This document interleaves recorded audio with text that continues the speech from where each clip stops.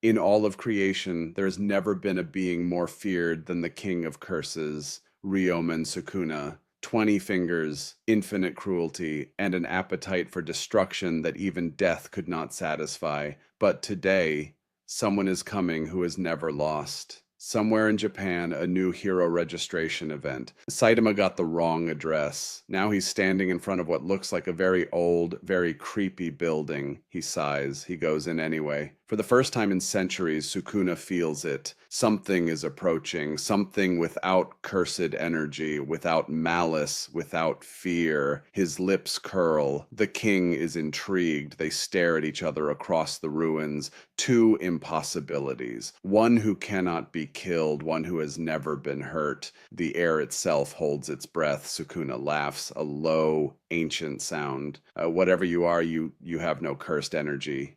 You have no soul worth taking. Leave now, like it is, or I will unmake you so completely that even the concept of you disappears. Saitama looks around, blinks. Are you a villain? He pats his pockets.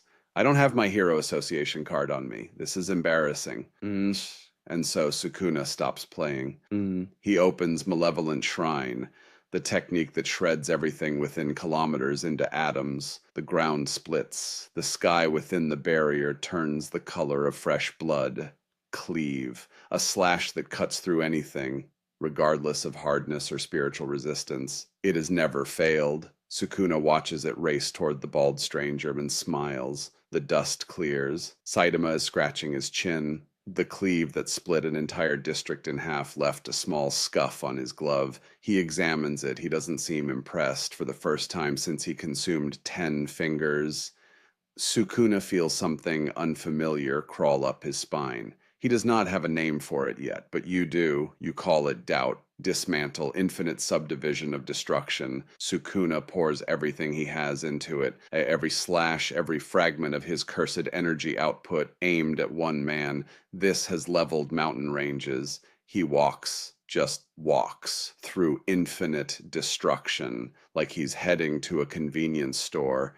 Every slash that hits him simply stops existing, not blocked, stopped, as if the universe itself is confused. This is it, the complete and unbridled domain expansion of the King of Curses. Inside this domain, Sukuna's cursed techniques become certain. Every attack lands, no escape, no defense. In theory, inside the most powerful domain expansion ever recorded in human or cursed history, Saitama yawns.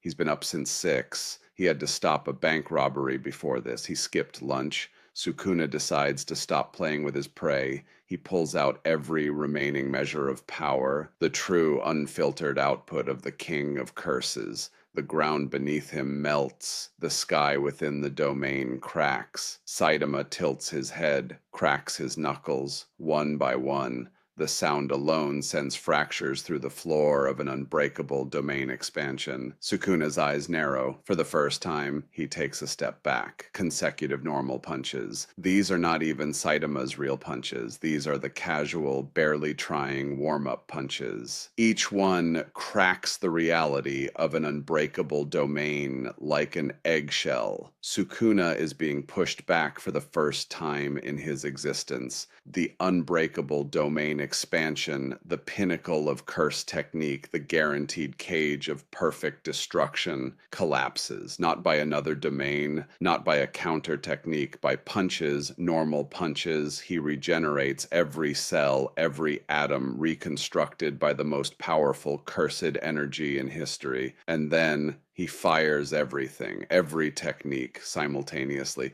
The last move of a cornered god. Everything, all of it. The combined full output of the King of Curses creates a very strong breeze.